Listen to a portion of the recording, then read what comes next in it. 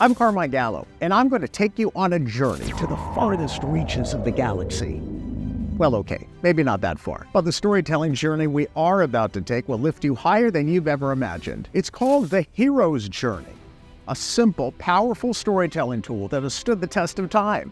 It's older than the written word, older than the pyramids, older than Stonehenge.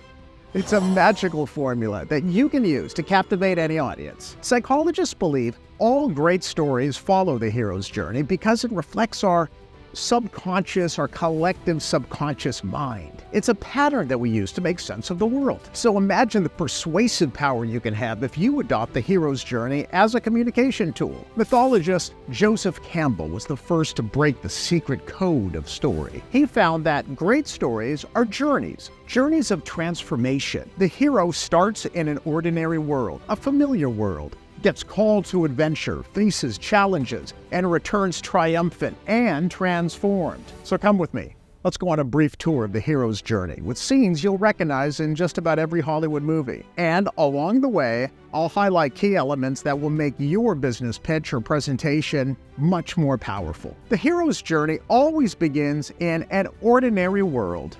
Luke Skywalker is a humble farm boy before he becomes a Jedi. For Barbie and Ken, Barbie Land is their ordinary world, and Barbie sets off for the human world to find happiness. The point is, a good story has to take the audience from the comfort of what's familiar to a special world. For example, the founders of Airbnb, they love to talk about sharing an apartment in San Francisco and struggling to make the rent.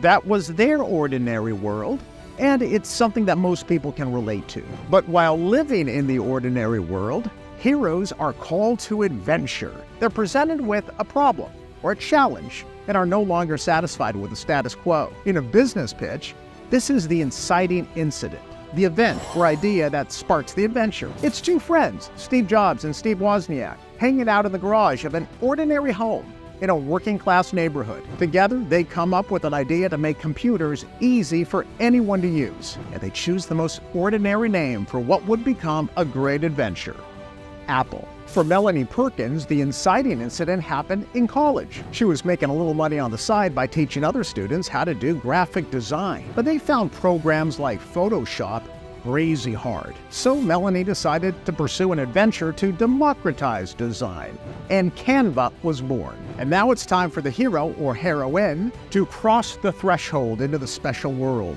In movies, this is when the ship sails or the wagon wheels start rolling. When Jeff Bezos tells the Amazon origin story, he leaves the comfort of a job in a financial firm in New York City and heads west, not in a covered wagon, but in an '88 Chevy Blazer.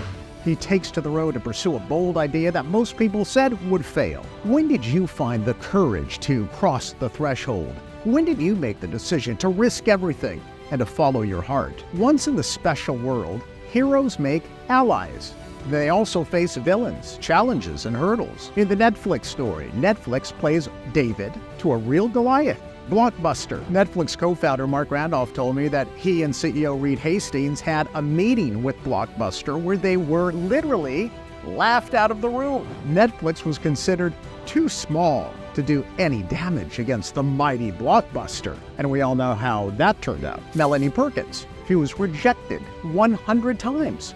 James Dyson failed 5,126 times before he built a prototype for a vacuum that would make him a billionaire. He's so proud of that number, he even writes it on the first page of his autobiography. Why? Because the tougher the ordeal and the higher the hurdle will make audiences cheer for the hero even more. Joseph Campbell describes the ordeal as a descent into the belly of the whale. Remember Luke Skywalker and friends getting pulled into the belly of the Death Star or pulled into the trash compactor by a garbage monster? In a business pitch, talk about the ordeal to show your audience how you and your team work together to solve the problem, escape danger, and emerge even stronger. Now, once our hero has slain the dragon, they are transformed by the experience and return with the elixir.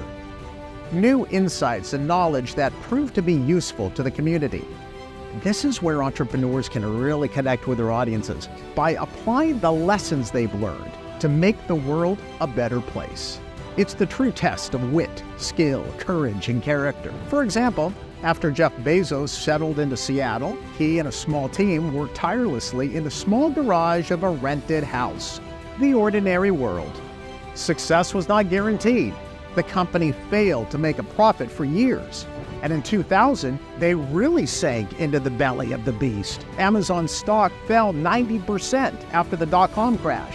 Headlines read, "The company was doomed."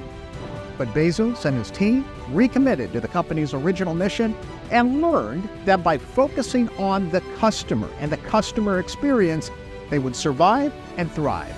And to this day, Amazon's mission is to be Earth's most customer-centric company. Once again, the further you sink into the belly of the beast and learn lessons from your ordeal, the more satisfying the rise is to the top. Classic storytelling. Your audience wants to be moved. They want to feel something. They want to be transported to another place. And a good storyteller will bring them on that journey. As Joseph Campbell once told a protege, stick with this stuff.